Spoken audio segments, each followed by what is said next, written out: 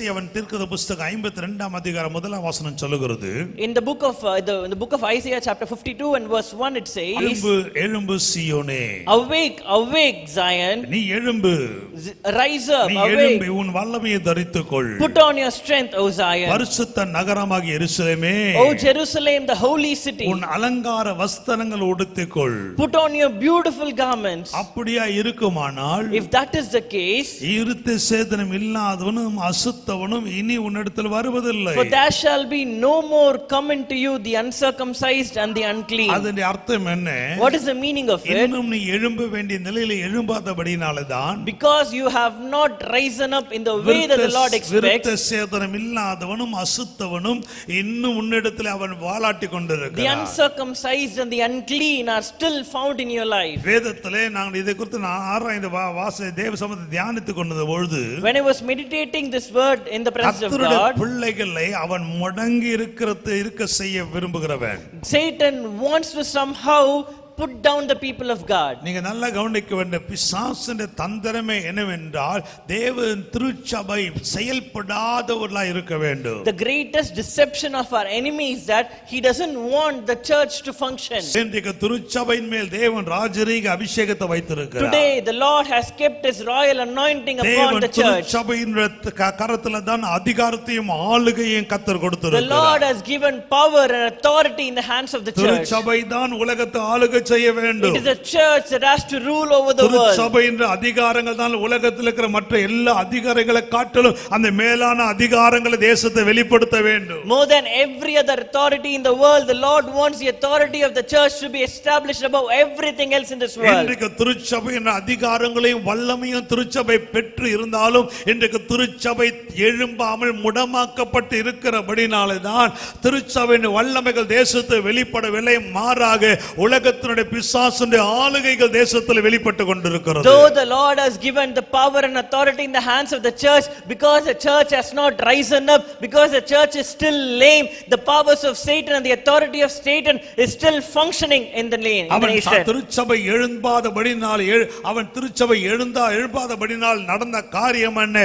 வல்லமை எழுந்து காணப்படுகிறது. Because the church has not risen up, what has happened? The church has lost its power. திருச்சபை எழும்பாதபடினால் தான் தேவன் திருச்சபைக்கு வைத்திருக்கிற அநேக அலங்காரத்துவத்தை இழந்திருக்கிறது. Because the church has not risen up, the church has lost the beauty that the Lord has ordained for it. அந்த வசனம் சொல்கிறது, எழும்பு எழும்பு சீயோனே. Because the word beautifully says, awake, awake, தரித்துக்கொள். put on your strength. Put on your strength. உன்னுடைய வல்லமையை தரித்துக்கொள். Put on your strength. சபை எழும்பாதபடினாலே, because the church has not risen up, தேவன் வல்லமையையும் அதிகாரத்தையும் பலத்தை கொடுத்திருந்த போதிலும், though the Lord has given strength, power and authority in the hands of the church, அந்த வல்லமையும் அதிகாரத்தையும் அந்த பலத்தையும் சபை உடுத்திக்கொள்ளாமல் தரித்துக்கொள்ளாமல் இருக்கிறது. the church has not put on the strength or power or the authority that the Lord has given to him. சபைக்கு வருகிற கர்த்தருடைய பிள்ளைகள் சகல அதிகாரத்தை உடையவர்களாய் கர்த்தர் உங்களை ஏற்படுத்தி இருந்தாலும், நீங்களோ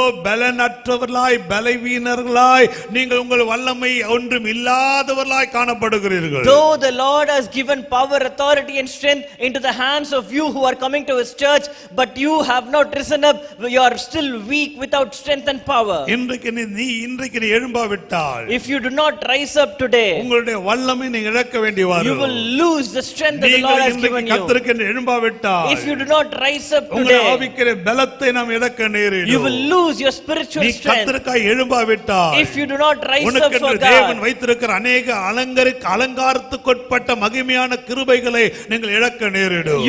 you will lose the grace that the Lord has ordained for you. வேதம் சொல்லுகிறது, தேவனுடைய கிருபைகளை இழந்து போகாதபடிக்கு ஜாக்கிரதையா இருங்கள் என்று சொல்லி. The Bible says, be cautious not to lose the grace of God. ஆக வேதத்தில் நீங்க ஆகவேதான் சத்துருவானவன் நம்மை எழும்ப முடியாதபடிக்கு அவன் நம்மை முடமாக்க பிரயாசப்படுகிறான். that is why Satan wants to still continue as to be lame and not right. 1 Samuel 3ஆம் அதிகாரம் 2ஆம் வசனத்தை நீங்கள் வாசிக்கும் பொழுது, if you read in the book of 1 Samuel chapter 3 and verse 2, வேதம் சொல்லுகிறது, ஒரு நாள் ஏறி தன்னுடைய ஸ்தானத்திலே படுத்துக் கொண்டிருந்தார். Eli at that time was lying down in his place. நல்ல கவனிக்க வேண்டும், உங்களுக்கு தெரிந்த சம்பவம் தான். it is a a well-known incident. யார் இந்த Eli? Who is this Eli? இஸ்ரவேலின் ஆசாரியனாய் இருந்தார். He was the priest of high priest of இஸ்ரவேலுக்கு Israel. கர்த்தருடைய வார்த்தைகளை கொடுக்கிறவனாய் இருந்தார். He was the one who was giving the word of God to Israel. இஸ்ரவேலுக்காக தேவ சமூகத்தில் நிற்க வேண்டிய ஒரு Eli. He is the priest who was supposed to stand in the presence of God for கர்த்தர் Israel. வைத்திருந்த அந்த அபிஷேகம் மகிமையான ஒரு The அபிஷேகம். anointing that the Lord had kept on Eli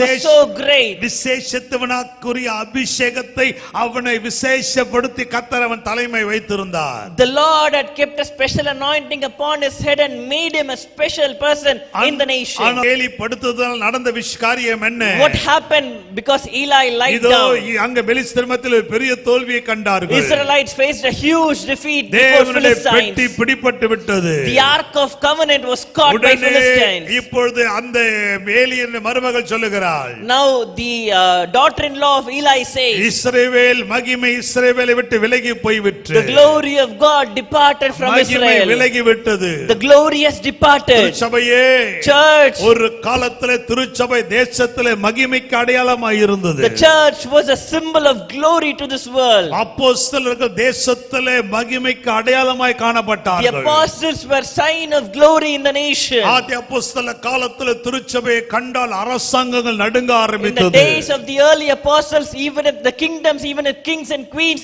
would tremble before the Aadhi apostles of God. அப்போஸ்தலருடைய காலத்திலே பார்த்த ராஜாக்களும் அதிபதிகளும் என்ன செய்கிறார்கள்? சபையை கண்ட பயந்தார்கள். In the early days of the church, even kings and rulers would tremble before the early ஆனால் apostles and the இன்றைக்கு church. திருச்சபைகளுக்கு ஒரு பயம் உலகத்திற்கு இல்லை. Today there is no fear regarding the church of God in this திருச்சபைகளை world. குறித்ததான ஒரு பயம் அதிகாரிகளுக்குள்ள இல்லை, ஆளுகை செய்கிறவர்களுக்குள்ள இல்லை. The rulers does not have the fear regarding the church of God. என்ன காரணம்? What is the reason? இன்றைக்கு திருச்சபைகள் வருகிறார்கள், They are coming into the church, பாடலை பாடுகிறார்கள், they are singing, ஆராதிக்கிறார்கள், they are worshiping, எல்லாம் செய்கிறார்கள். it is all good, ஆனால் மகிமை இல்லை. but there is no glory. திருச்சபைகளில் மகிமை இல்லையே. There is no glory in the church of God. அபிஷேகம் பண்ணப்பட்ட ஏலிகளே, Anointed Eli's of ஏன் God. திருச்சபைகளில் மகிமை இல்லை? Why is there no glory in the church ஏன் of God? உங்களுடைய குடும்பங்களில் தேவ மகிமை வெளிப்படுகிறதில்லை? Why is the glory of God not revealed in your ஏன் family? உங்கள் வாழ்க்கையில் தேவ மகிமை வெளிப்படுகிறதில்லை? Why is the glory of God not revealed in your வேதம் சொல்லுகிறது, family? பிசாசானவன் உங்களுடைய ஆவிக்குரிய வாழ்க்கையின் பல நிலைகளிலே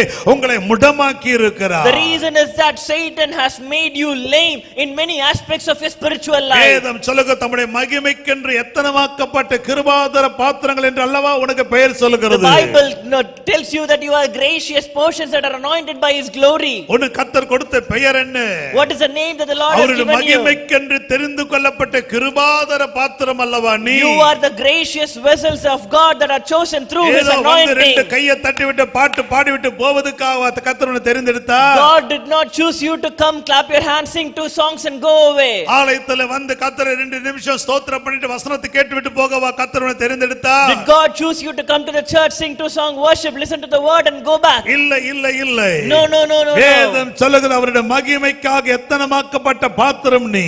You are the chosen vessel of God who are ordained for the glory of God to be உன் revealed. மூலமாய் தான் கர்த்தர் தம்முடைய மகிமை வெளிப்படுத்த விரும்புகிறார். Through you God wants to reveal His உன் glory. மூலமாய் என் மூலமாய் தான் அவர் தம்முடைய வல்லமை வெளிப்படுத்த The விரும்புகிறார். Lord wants to reveal His power through you and me in this ஆனால் world. எங்கே இருக்கிறது வல்லமை? But where is the power? எங்க இருக்கிறது மகிமை? Where is the glory? ஏன் உன்னில் மகிமை வெளிப்படுகிறதில்லை? Why is the glory not revealed in your life? நாம் முடமாக்கப்பட்டிருக்கிறோமே. We are lame. வேதத்திலே வாசிக்கும் பொழுது If you read in the Bible, யோனா 1ஆம் அதிகாரம் 5ஆம் வசனம் சொல்லுகிறது, in Jonah chapter 1 and verse 5 it அப்பொழுது says, கப்பற்காரர் பயந்து they were fear. அவன் தன் தேவனை நோக்கி வேண்டுதல் செய்கிறார். Each cried out to his own God. பாரத்தை லேசாக்கும்படி கப்பலில் இருந்த சரக்குகளை சமுத்திரத்தில் எறிந்து விட்டார்கள். They hurled the cargo that was in the ship to அந்த make the ship வார்த்தை, அடுத்த lighten. வார்த்தை சொல்ல, யோனோவோ வென்றார். But the next word says, but Jonah, யோனாவோ but வென்றார். Jonah கீழ்த்தட்டிலே இறங்கி போய் படுத்து கொண்டிருக்கிறார். was sleeping at the bottom of the ship. ஐயோ, இந்த ஊழியக்காரன் பிரயாணம் பண்ணுகிற கப்பல் கொந்தளித்துக் கொண்டிருக்கிறது. The ship that the minister of God is ஜனங்கள் traveling is being பயப்படுகிறார்கள். tormented. the people on the ship are ஆறாம் afraid. வசனம் தான் முக்கியமான வார்த்தை. Verse 6 is the most important அப்பொழுது verse. மாலுமி அவனிடத்தில் வந்து, So the captain came and said to நீ him, நித்திரை பண்ணுகிறது என்ன?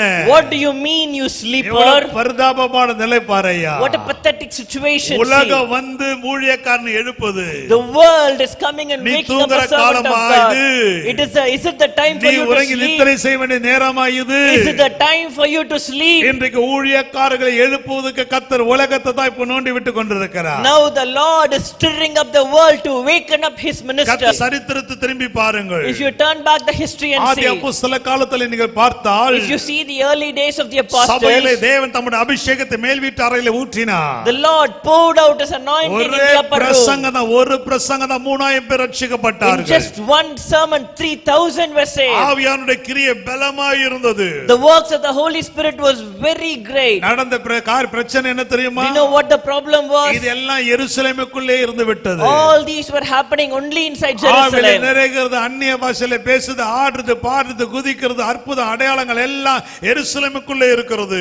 Filling in the spirit, talking in tongues, jumping, dancing, preaching, doing all kinds of miracles. Everything was inside Jerusalem. எருசலேமை விட்டு வெளியே போவது ஒருவனுக்கு மனதில்லை. No one wanted to go out of ஒரு Jerusalem. அப்போஸ்தலனுக்கு மனமில்லை. No apostle wanted to get up their ஒரு comfort zone. விசுவாசிக்க மனமில்லை. No believer wanted to move out of Jerusalem. ஒரு அபிஷேகம் பண்ணப்பட்டவங்க மனமில்லை. No anointed one wanted to go out of எல்லாரும் Jerusalem. அந்த எருசலேம் என்கிற வட்டத்துக்குள்ளே உட்கார்ந்து கொண்டு ஆவியிலே நிறைஞ்சு அந்நிய பாஷை பேசிக் கொண்டிருக்கிறார்கள். They were all inside Jerusalem, filling in spirit, talking in tongues and doing things. நல்லதா இருந்தது. It was all ஆனா comfortable. எருசலேமுக்கு வெளியிலே சமரியா இருக்கிறது. But outside of Jerusalem there is Samaria. எருசலேமுக்கு வெளியே யூதயா இருக்கிறது. But outside of Jerusalem there is Judea. எருசலேமுக்கு வெளியிலே பூமியின் கடைசி முறை மட்டும் என்று கர்த்தருடைய எல்லை பெருகி இருக்கிறது. But outside Jerusalem the ends of the earth are still there. தேவன் அபிஷேகத்தை கொடுக்கிறது முன்பதாக அவர்களுக்கு தரிசனத்தை கொடுக்கிறாரே. Before giving the anointing the Lord gave them a vision. தேவன் அவர்களுக்கு அபிஷேகத்தை கொடுக்கும் முன்பதாக அவர்களுக்கு அந்த அபிஷேகத்தின் திட்டத்தை கொடுக்கிறாரு, நோக்கத்தை கொடுக்கிறாரு. Before giving the anointing to them the Lord gave them the vision and purpose of the anointing. அந்த நோக்கத்தை கொடுத்த பிறகு சொன்ன பிறகு தான் அவர்கள் அபிஷேகிக்கிறார். After giving them the purpose and the vision he is அந்த anointing. ஆதி அப்போஸ்தல காலத்தின் திருச்சபையை எழுப்புவதற்கு கர்த்தர் வானத்திலிருந்து அக்கினி அனுப்பல. The Lord did not send a fire from heaven to awaken the church of God. இன்றைக்கு அநேகர் எழுப்புதல் என்றால் அக்கினி இறங்கி வரும் நினைக்கிறார்கள். Many people today think the meaning of revival is that they expect a fire from Aadhi heaven. காலத்தின் எழுப்புதலுக்கு அக்கினியை கர்த்தர் அனுப்பல. The Lord did not send a fire from heaven for the early church revival. எழுப்புதல் பூமி எல்லை எங்கேயும் பரவி போகிறதுக்கு தேவன் திருச்சபை எழுப்புவதற்கு அவர் எடுத்த ஒரு ஆயுதம் உபத்திரவம். The revival of the early church, or for God to rise up or awaken the early church, the tool that the Lord used is tribulation. சொகமா எருசலேமில் உட்கார்ந்து கொண்டு வீட்டுக்குள்ளே உட்கார்ந்து அப்பம் புசித்து கொண்டு பந்து எடுத்துக்கொண்டு ஆராதிச்சு கொண்டு எருசலேமுக்குள்ளேயே சுத்தி வந்த அத்தனை பேரையும் கர்த்தர் அடிக்க ஆரம்பித்தார். The Lord started to hit every apostle, every believer of the church in the early days who were sitting comfortably, breaking bread, drinking wine, singing songs and comfortably speaking tongues inside Jerusalem. சபைக்குள் உபத்திரவத்தை அனுப்பினார். The Lord sent an oppression into the church. உபத்திரவம் அவர்களை எழும்ப செய்தது. That oppression made them rise up. உபத்திரவம் அவர்களை ஓட செய்தது. That tribulation made them run. எருசலேமுக்குள்ளே சுகமாய் இருந்து கூட பாடிக்கொண்டிருக்கிறவர்களுக்குள்ளே உபத்திரவத்தை அனுப்பி உலகம் எங்கும் அவர்களை சிதறடித்தார். The Lord brought a tribulation to those who were comfortably sitting inside Jerusalem and இங்கே singing. அதுதான் யோனாவுடைய வாழ்க்கையில் நடக்கிறது. That is what happened in the life of யோனாவே, Jonah. Oh Jonah, உனக்கு கர்த்தர் ஒரு தரிசனத்தை கொடுத்தார்.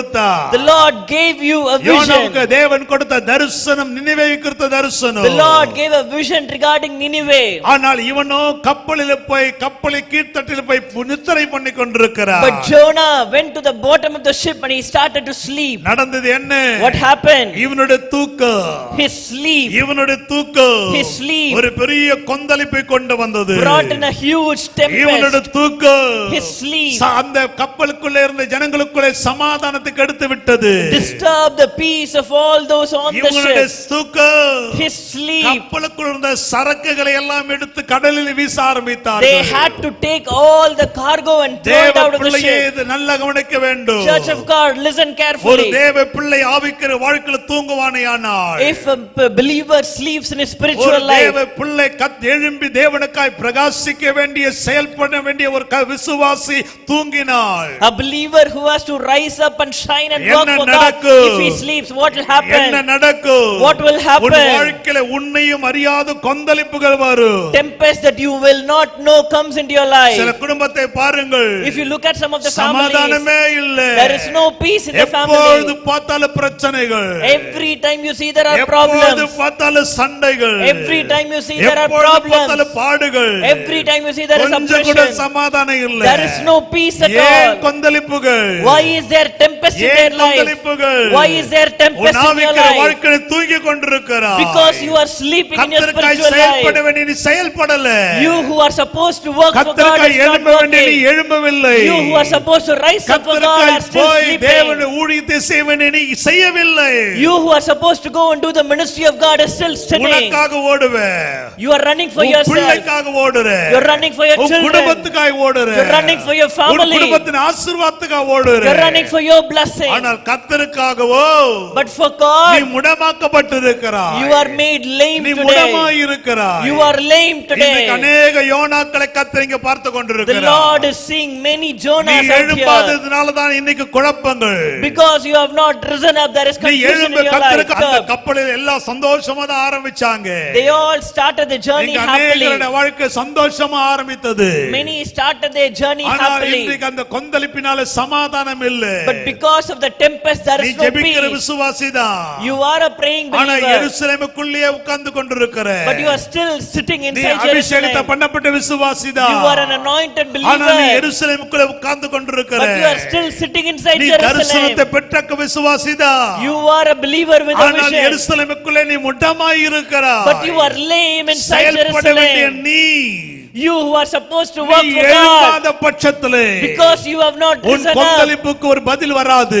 you will not find an answer உன் for your சமாதான tempest. கேடு நிறைந்த குடும்ப வாழ்க்கைக்கு ஒரு முடிவு வராது. You will not find an end to a disturbed அது life. மாத்திரமா?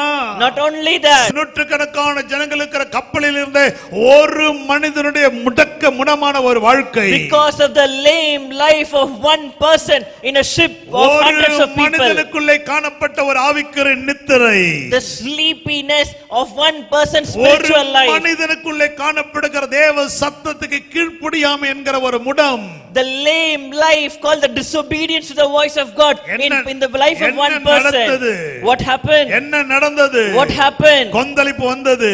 There was tempest. வீணான பிரச்சனைகள். There was unwanted problems. சமாதானம் போய்விட்டது. Peace was disturbed. எப்பொழுது பார்த்தாலும் குடும்பத்தில் நிம்மதியே இல்லை. There is no peace in the சில family. சொல்றாங்க, எங்க பாஸ்டர் தூங்க முடியுது? Some people say, Pastor, when எங்க can I தூங்க sleep? முடியுது? I cannot sleep at all. நான் கேக்குறேன், எப்படி உனக்கு தூக்கம் வரும்? I can ask you, how will you நீ be able to முடமா sleep? இருக்கிறாயே. You are lame in உனக்கு எப்படி spiritual தூக்கம் life. வரும்? How will you be able to ஆவிக்குரிய sleep? காரியத்துக்கு கொஞ்சம் சிந்தை இல்லாம இருக்கிறாயே, உனக்கு You எப்படி தூக்கம் do வரும்? not have a thought about spiritual life. இடது கைக்கு வலது கைக்கு வித்தியாசம் அறியாமல் ஜனங்கள் அழுது கொண்டிருக்கும் போது நீ நிம்மதியா உட்கார்ந்து கொண்டா உனக்கு எப்படி தூக்கம் வரும்? When there are people who do not know the difference between right and left are dying and you are sitting comfortably in your place, how will you be able to sleep? உன்னை ரட்சித்தார், God saved உன்னை you. அபிஷேகித்தார், God anointed நீ you. கர்த்தருக்காய் எழும்புவாய் என்று நம்பி அல்லவா கர்த்தர் உன்னை ரட்சித்தார். Did he not save you and anoint you, expecting you to rise up for him?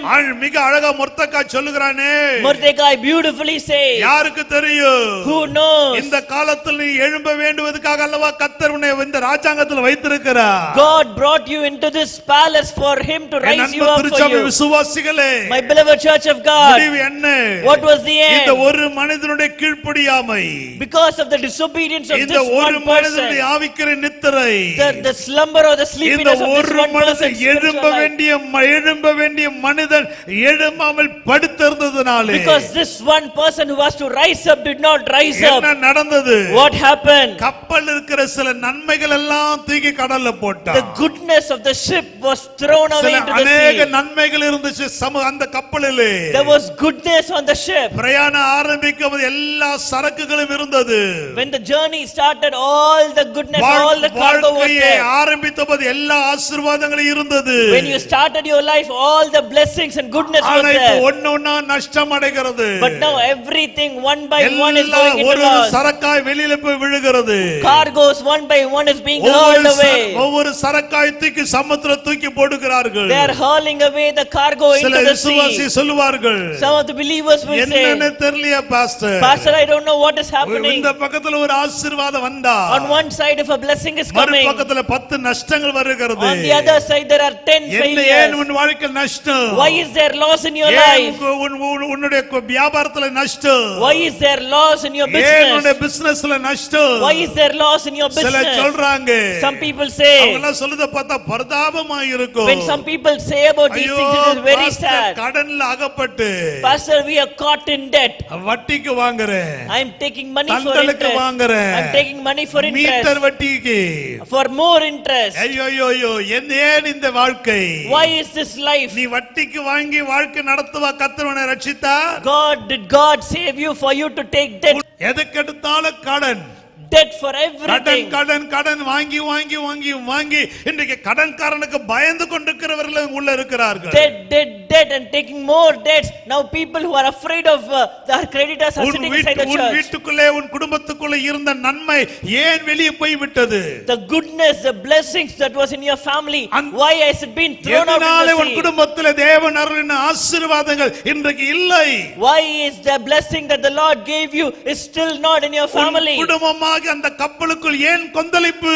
Why is there tempest in your life that is called family, that is called the ship? அந்த குடும்பமாக அந்த கப்பலுக்குள் ஏன் சமாதானம் இல்லை? Why is there no peace in your family? ஏன் நன்மைகளை இழக்கிறீர்கள்? Why are you losing the goodness? அந்த கப்பலுக்குள்ள ஒரு யோனா படுத்து கொண்டிருக்கிறார். Because there is a Jonah who is அந்த sleeping in the யோனா ship. அபிஷேகம் பண்ணப்பட்ட யோனா. The Jonah is an anointed அந்த one. யோனா அழைக்கப்பட்ட யோனா. The Jonah is an called Jonah. அந்த யோனா தேவ தரிசனத்தை பெற்ற யோனா. That Jonah was the one who received அந்த the யோனா vision. எழும்பி கர்த்தருக்காய் பிரகாசிக்க வேண்டிய யோனா. That is a Jonah who has to rise up and shine for அந்த God. ஒரு யோனாவினுடைய அந்த முடக்க வாழ்க்கை Because of the lame life of that one Jonah இத்தனை நஷ்டத்தை கொண்டு வந்தது. has brought so much of இத்தனை loss. நஷ்டத்தை கொண்டு வந்தது. Has brought so much of N loss. அன்பு தேவ பிள்ளையே, My beloved children of God, இன்றைக்கு உன் வாழ்க்கையை சற்றே யோசித்து பாருங்க. think about your life today. உங்க வாழ்க்கையை சற்றே யோசித்து பாருங்க. Think about your life today. இன்றைக்கு கர்த்தர் யாரையோ குறித்து பேசுகிறார் என்று நீ நினைத்துக் கொண்டிருக்க Don't வேண்டாம். think that the Lord is talking about someone else. யாரோ ஒருவரை குறித்து கர்த்தர் பேசுகிறார் நினைக்காதீர்கள். Don't think that the Lord is speaking about உங்களை someone குறித்து else. தான் பேசுகிறார். The Lord is speaking out to ஏன்னா you. இன்னைக்கு அநேகர் ஆண்டவர்ட்ட புலம்புறாங்க. Now there are lots of people who ஏன் are ஆண்டவரே என் lamenting to வாழ்க்கையில God. பிரச்சனை? Lord, why are there so many ஏன் என் problems in your வாழ்க்கையில life? குழப்பங்கள்? Why is there so much confusion ஏன் in my ஏன் life? ஏன் ஏன்? Why? இது கர்த்தர் பதில் சொல்லுகிறார், நீ தான் பிரச்சனை. The Lord is answering to you saying, you are என்ன the problem. பிரச்சனை? What is the problem? முடமாய் இருக்கிறாய். Because you are நீ lame. எழும்ப வேண்டிய மகள். You are someone who has நீ to எழும்ப rise வேண்டிய up. மகன். You are a daughter, நீ son who has எழும்பி to rise பிரகாசிக்க up. வேண்டிய பிள்ளை. You are supposed to rise up and ஆனா shine. ஏதோ சில காரியங்கள் உன்னை முடக்கி வைத்திருக்கிறது. But there are some things that have made you lame in your spiritual life. 16 அதிகாரம் 19 வசனம் நியாயாதிபதியின் புத்தகம் சொல்லுகிறது. The book of Judges chapter 16 and verse 19 it says, அவனை தன் மடியிலே நித்திரை செய்ய பண்ணி. she made him sleep on her knee. அவனை தன் மடியிலே நித்திரை செய்ய பண்ணி. She made him sleep on her knee. ஐயா சிம்சோனே, Oh Samson, கர்த்தருக்காய் எழும்ப வேண்டியவன் நீ. you are supposed to rise up for God. தெலீலாளின் மடியிலே படுத்துக் கொண்டிருக்கிறாய். Now you are sleeping on the bosom of சிம்சோனே, Delilah. Oh Samson, பெலிஸ்தரை முறியடிக்க வேண்டிய நீ. you who are supposed to defeat Philistines, இங்கே தெலீலாளின் மடியிலே படுத்துக் you are கொண்டிருக்கிறாய். sleeping on the lap of Delilah. ஒரே ஒரு பச்சை கழுதையின் தாடை எலும்பை எடுத்து அவன் 1000 பெலிஸ்தரை ஒரே அடியிலே கொன்றவன். You defeated 1,000 Philistines with just a jawbone of a donkey. வலிமையான சிங்கத்தை தனி மனிதனாக பிடித்து கிழித்து போட்டவர். Single-handedly you tore the mouth of a lion. பராக்கிரமத்துக்கு என்று அழைக்கப்பட்டவர். You were called for valor. விசேஷத்துக்கு என்று அபிஷேகம் பண்ணப்பட்டவர். You were anointed for specialty. ஆனால் இந்த சிம்சோனோ, But this Samson, எழும்ப வேண்டியவன், the one who was supposed to rise up, எழும்பி செயல்பட வேண்டியவன், the one who was supposed to rise up and work for படுத்துக் God, கொண்டிருக்கிறார். he is sleeping. எங்கே படுத்துக் கொண்டிருக்கிறார்? Where is he sleeping? தெலீலாளின் மடியிலே படுத்துக் He is கொண்டிருக்கிறார். sleeping on the lap of Eli Delilah. என்பவன் Eli, ஆலயத்துக்குள்ளே படுத்துக் he கொண்டிருந்தான். was sleeping inside the church. அவன் யோனா என்பவன் Jonah, கப்பலுக்குள்ளே படுத்துக் he கொண்டிருந்தான். was sleeping inside the ship. இப்போ சிம்சோன் என்பவன் But this Samson, தெலீலாளின் மடியிலே படுத்துக் he is கொண்டிருக்கிறான். sleeping on the lap of யோசித்து Delilah. பாருங்க.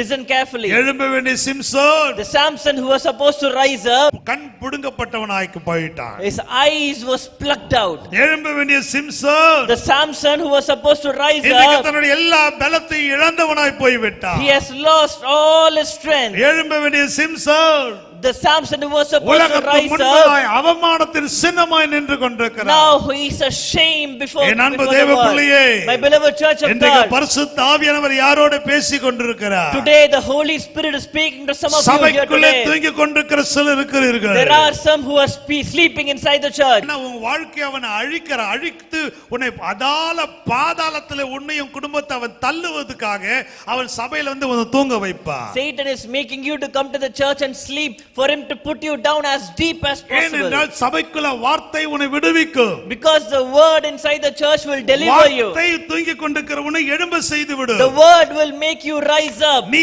எழும்பினால் அவனுக்கு அழிவு உண்டு. He knows that if you rise up, his plans are destroyed. அநேகர் தூங்குவாங்க, நீ தூங்கு. Many will sleep during the ஆனால் நாள் message, ஒன்று வரும், but a day will come. அன்றைக்கு உன் கண்கள் பிடுங்கப்படும், ஆவிக்குரிய கண்கள். Your spiritual eyes will be gouged அன்றைக்கு out. உன் வாழ்க்கையில பலத்தை இழந்து போவாய். You will lose your spiritual strength. அன்றைக்கு தான் உன் வாழ்க்கையில காணப்படும் உன் தூக்கத்தினுடைய ஆபத்தினை உணருவாய். And only on that day you will understand the danger of your இங்க sleep. யோசித்து பாருங்கள். Think about it and இங்க ஒரு see. மனிதன் தூங்குகிறான். Today a man, இங்க that day a man is தூங்குறவன்ல sleeping. யாரு சாதாரணமானவனா? Do you think he's a normal person? No. வல்லமையான அபிஷேகத்தை பெற்றவன். He received a powerful இன்னைக்கு anointing. அநேக சிம்சன் இந்த ஆலயத்துக்குள் இருக்கிறார்கள் என்று ஆவியானவர் சொல்லுகிறார். Now today the Holy Spirit says that there are many Samson in யார் this church. இந்த சிம்சன் யார்? Who is this Samson? அபிஷேகத்தை பண்ணப்பட்டவன் அல்லவா? No, was he not the person who was anointed by God? இவன் தேவனுடைய அபிஷேகத்தால் நிறையப்பட்டவன் அல்லவா? Was he not filled by the Spirit of God? அவன் பெலிஸ்தரை முறியடிக்க வேண்டியவன் அல்லவா? Was he not the one who was supposed to defeat ஆனா இன்னைக்கு Philistines? சில சிம்சோனின் மடியிலே படுத்துக் கொண்டிருக்கிறீர்கள். Now there are Samsons who are sleeping on Delilah's lap. இச்சை என்கிற தெலீலாளின் மடியிலே படுத்துக் கொண்டிருக்கிற சிலர் இங்க இருக்கிறீர்கள். There are some who are sleeping on the lap of Delilah called lust. துணிகரமான பாவம் என்கிறதான அந்த தெலீலாளின் மடியிலே படுத்துக் கொண்டிருக்கிறவர்களை கர்த்தர் பார்க்கிறார். The Holy Spirit is seeing some people who are lying on the lap of Delilah called presumptuous சபைக்குள்ளே sins. வந்து துணிகரமான பாவத்தை செய்துவிட்டு பரிசுத்த பந்தியிலே பங்கு பெறுகிறதுக்கு சிலர் இங்கே ஆக்கினைக்கு பாத்திரங்களாய் உட்கார்ந்து கொண்டிருக்கிறார்கள். There are some who are ordained for danger. Even after committing a presumptuous sin, they are coming into the church and taking part in the Holy Communion. நீ யாரானாலும் சரி, Doesn't matter who you are. கர்த்தருடைய வார்த்தை உன்னை நியாயம் தீர்க்கும். The word of God will judge you. சிம்சோனே, Oh Samson, உன்மேல் இருக்கிற அபிஷேகம் எப்படிப்பட்டது? what kind of anointing is upon you? இச்சைகளின் மடியிலே படுப்பதற்காகவா? Did God anoint you for you to lie down on the lap of lust? Oh Samson, உன்மேல் உள்ள அபிஷேகம் எதற்காக? what was the anointing உன் upon மனது you? உன் மாமிசமும் விரும்புகிறதை நிறைவேற்றுவதற்காகவா?